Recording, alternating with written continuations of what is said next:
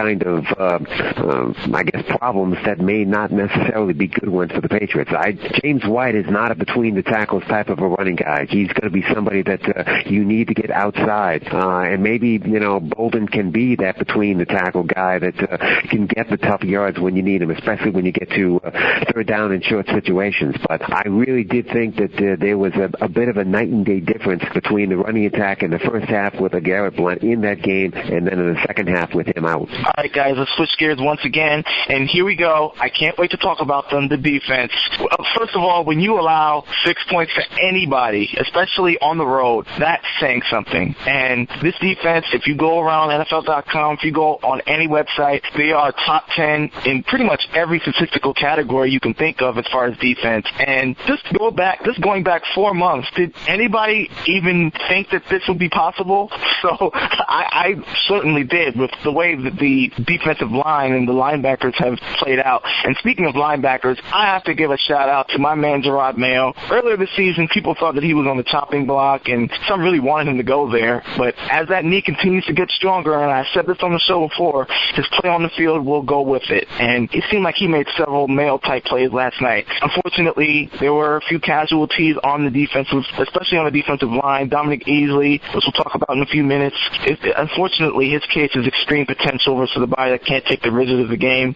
But it's amazing the way that the defensive line, Alan Branch, I have to mention him again. I have to mention Jabal Sheard for the millionth time. And when we talk about that secondary, we'll talk about Devin McCourty in a minute as well. But Josh, I'm going to hit this one at you first. When you talk about the defense, the main thing I want to talk about is Logan Ryan. I mean, it's amazing. Mostly last season he was pretty bad, and in training camp this year he's pretty bad. Then it seemed like some switch went off in his head, and dare I say, maybe it shut down corner material. I mean, what can you say about Logan Ryan? I actually think he's the best cornerback on our team, to be honest with you. But that's arguable.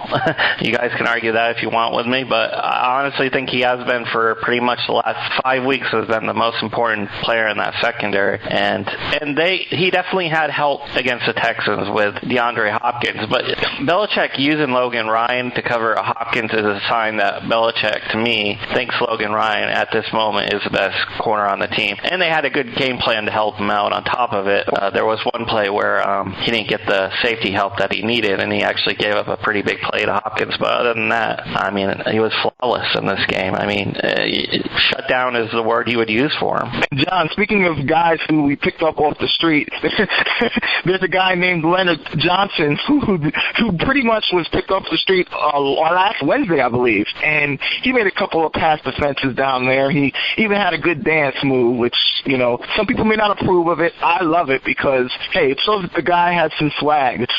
I love that the defense has that type of a movement. So what did you think about Leonard Johnson? And what does that say about the Patriots, especially this season? They've picked up a lot of guys like that from via free agency, via trades. Akeem Hicks is another one. Jabal Sheard. What do you think about Leonard Johnson and all these pickups that have been pretty much unknown to the rest of the league? I think you have to give the player personnel department an awful lot of credit for being able to find guys, even this late in the year, that can come in and contribute the way Johnson did. He didn't have much time to prepare. I don't know how much of this defense he was able to absorb before he went out there and played Sunday night. But, he was able to go out and contribute much like the rest of that defense did. And as I say, I think it is a credit to the personnel department to be able to go out there and find these guys wherever they find them, to be able to plug holes to keep this machine running the way it's been pretty much from the opening game. And John, what do you think about Matt Patricia, whose name is starting to get some recognition across the NFL? I think he's doing a wonderful job at this defense. I can't remember a defense in the Belichick era that moves around as much as it does, and it does a lot of blitzing as well, and it's really effective most of the time. So what do you think about Matt Patricia? I was going to say, let's face it, both of the coordinators are probably going to be guys that when the season comes to an end are going to be mentioned when it comes to potential head coaching opportunities around the NFL that will pop up once January 4th arrives, and as we always call it, the Black Monday of the NFL kicks itself into gear and head coaches get fired. It's not going to be surprising that both Patricia and Josh McDaniel get their names mentioned for head coaching opportunities. Just look at the way that front seven performed on Sunday night. To me, that was by far the most dominating performance of the entire season by that front seven. The 6 sacks, they only gave up 7 first downs, the yards rushing, the total offense that Houston was able to get for the night. I mean, that front 7 really dominated the line of scrimmage and really imposed their will from the time that game started until the time that game finished. And I think it is easily, to me, their best performance of the season. Absolutely, John. And the play, it seems to be getting better and better every time. And it just, everybody's making adjustments, and everybody comes in, and like the Seahawks defense did back in 2013, where they mix and match the defensive line. I really like the way they do things around there. And not to be undone, I want to mention Malcolm Butler, who, you know, there was some attention on him, who, when he got torched by the move from Nate Washington last night, that led to a 45-yard completion, and Texans had 3 points out of that. But to be honest with you, that made me more impressed by him, because what he did after he was beat, there was the aftermath of the play. You forget that Butler recovered to the point where he got back in the play to the point where the catch was made, and it looks like his hand was on the ball almost simultaneously. So, which brings me to another point. We didn't mention the referees, which is a good thing, I believe. I think the refs did a pretty good job this game, considering the last couple of weeks. So, Josh, what did you think about Malcolm Butler, and what did you think about the way he's played this season, and the fact that he's not replaced Revis, but he's pretty much made a name for himself? He's been really good. Yeah, I mean, other than the first game of the season against Pittsburgh, where Antonio Brown seemed to have a pretty good game against him, he's been pretty much shut down. I mean, he gives up a play. I think he gives up at least one play a game, but I mean, what can you do? I mean, he's playing against talented players, and that's going to happen. But yeah, this guy, he went to South Alabama or something like that. I mean, some small school, and he's playing every day now. It's amazing how he has gone from an interception in a Super Bowl to a everyday player and respected amongst many players in the NFL. So good on him. And I love how our secondary is looking for the most part. I think our safeties need a little bit of help, but injuries are not helping that situation. But yeah, he's good. I mean, he's a good player. Thank you for that segue, Josh, because I'm just about to go into all the injuries, especially the news that have just come hot off the presses over the last 3 hours since we're doing this on Tuesday night. Of course, there's bad news on the defensive line. We mentioned Dominic Easley headed to the injured reserve list. But the good news, I guess the silver lining for his injury, according to Jeff Howe, is that it won't have any long-term effects once he recovers, which is a good sign for next season. So the IR decision came after the MRI. As far as Devin McCourty is concerned, he has a high ankle sprain. He'll probably miss some time with a high ankle sprain. But with Edelman, they hope to have him back for the playoffs as well. But recovery times for these injuries are usually longer. So either Julian Edelman or Devin McCourty probably won't be 100%. But hopefully it'll be better than Gronkowski hobbling during the Super Bowl. So hopefully we'll keep our eye on that one. And Mike Machalia and Jerry Thornton, both from WEEI, reported just a couple hours ago that Garrett Blount is done for the year with a hip injury. He's also on the injured reserve list, which makes, I believe, 17 guys on the injured reserve list, which is it's coming into 2013 territory, which is, well, I guess that bodes well since they went to the AFC Championship game, but not well. I'm not sure how to feel about that. But, yeah, it's really bad. So, John, what do you think about the Dominic Easley injury in particular, and do you think that position is so stacked? Who do you think can step up and play in regards to Dominic Easley? Well, I think what Belichick will probably do, and what Matt Patricia will probably do, is rotate guys in, not necessarily pick on one guy to be Easley's replacement. It's too bad for Dominic Easley. I mean, this is a kid that even during his days in college when he played in Florida for the Gators, had a difficult time staying on the field, had a difficult time just being able to put full seasons in, and it's continued during his time here with the Patriots.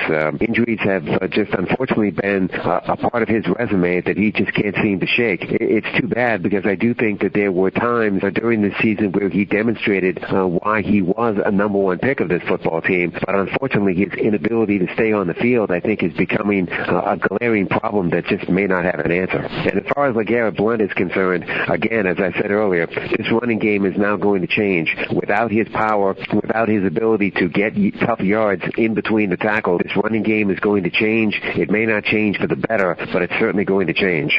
And Josh, I want to know what you think about the Week 4 bye. Do you blame the Week 4 bye for all of these injuries, or is this just luck of the draw? Oh, no, I don't. No, I don't. I don't buy the whole bye thing. No, that has nothing to do with it. If injuries are going to happen, happen. I hate people who play fantasy football and go, hey, he's injury prone. You can't predict who's going to get hurt each year. I'm sorry. Yeah, some guys are more apt to get hurt, but I don't buy into that when I draft my fantasy teams, and it's just injuries happen. It's unfortunate. It's the NFL. These guys play physical, and why do you think Gronkowski gets hurt all the time? Because he is one of the most physical guys on the field when he's playing. So, I mean, it's the nature of the beast. I'm curious, how good are you guys with fantasy football? I'm okay.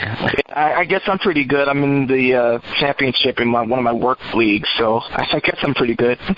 Wow, modest. I like that. Hey, let me give some important things from this game that we might overlook unless I mention it. Bill Belichick tied the most 11-win seasons with Don Shula in that win at 13, so that's a pretty big deal. Gronkowski now has the most 10 touchdown seasons of any tight end in the NFL history. I mentioned that one. You did mention that. I probably wasn't paying attention then. Thanks. Oh, no problem. New England has the best road record since 2000 actually, 58-28, and most playoff seasons since 1994. New England leads all teams in the NFL with 17. Colts would be second, just in case anyone cares, at 16. And I think those are the ones that matter that I wanted to mention. Well, to me, the impressive one is the playoff spots clinched. I mean, think about this. Robert Kraft has owned this team now for 22 years. This team has made the playoffs in 17 of the 22 years he's been the owner of this football team. I think that's a very impressive and consistent mark that if you look at the rest of the teams in the NFL, I'm not sure you're going to find anybody that, or not too many that can match it. I don't think you're going to find anybody that can better it. And thanks or no thanks to the Giants last night, the Patriots are the AFC East champions for the 13th time in 15 seasons. Yes. And just go back to August and July where all the media people and fans were proclaiming that the Patriots were going to be unseated by the Bills, Jets, and the Dolphins. And look where the Patriots are now. Look where all the other teams are now. Now, look, guys, we talked about this before. The business model of the Patriots, I think, is a very important aspect to how they've been this successful. You have those other teams, Shaq, that you just mentioned, who threw an awful lot of money out there during the off-season to try and improve their teams because they're sick and tired of playing second fiddle to the Patriots. And yet, look what happened. The same team won the division again, and I just believe that it's because their business model is just so much better than the other three teams in this division. And not only that, New England has an uncanny ability to guys off the waiver wire and make them stars overnight, which is things that most teams in the NFL haven't done. So there's a lot of good work going on if it's, just evaluating players, drafting players. I mean, New England's doing a great job all around. That's why they have 17 postseasons since 1994. I do think that their unwillingness to overpay for players, I think, does really contribute to how this thing is set up. It always seems that the Patriots have just enough money to make it work for the variety of holes that from time to time they have to fill, as opposed to overspending for one potential star in the hopes that the star will just take the team on his shoulders and carry them to a division championship. I kind of feel that's what they did with Randy Moss, actually. They signed him thinking he was going to be the savior. And he was. He pretty much had one of the best years in NFL history for a wide receiver, but at the end of the day, we didn't win the Super Bowl, which was disappointing.